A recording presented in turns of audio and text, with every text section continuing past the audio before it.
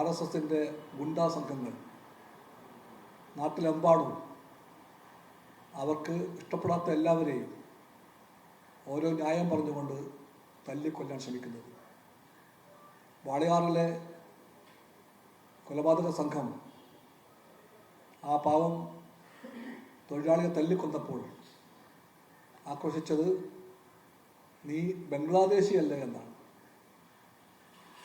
ഇതെല്ലാം വെറും ജൽപ്പനങ്ങളല്ല. ഇതിൻ്റെ എല്ലാം അടിയിൽ വളരെ ആപത്ത് നിറഞ്ഞ താല്പര്യങ്ങളുണ്ട്.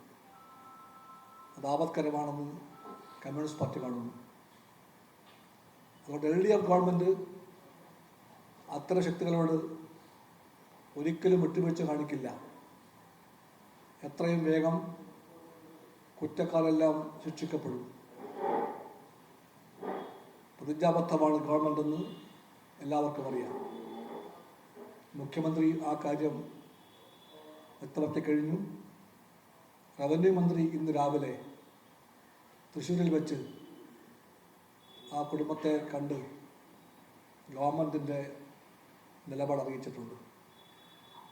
ഗവൺമെൻറ് ജീവിക്കാൻ വേണ്ടി ഇവിടെ എത്തിയ RSSൻ്റെ കൈകളാൽ മരണപ്പെട്ട ആ തൊഴിലാളികളുടെ കുടുംബത്തോടൊപ്പമാണ്. ആ ബോഡി നാട്ടിലെത്തിക്കാനും അർഹതപ്പെട്ട നഷ്ടപരിഹാരം കൊടുക്കാനും ഗവൺമെൻറ് പ്രതിജ്ഞാബദ്ധമാണെന്നും മുഖ്യമന്ത്രിയും റവന്യൂ മന്ത്രിയും വ്യക്തമാക്കിയിട്ടുണ്ട്. ജനങ്ങൾ ഒറ്റക്കെട്ടായി പറയുന്നു, ഇത് കേരളമാണ്. ഈ കേരളത്തിൽ RSSൻ്റെ ഇത്തരം പേക്കൂത്തുകൾ വിലപ്പോകാൻ പോകുന്നില്ല.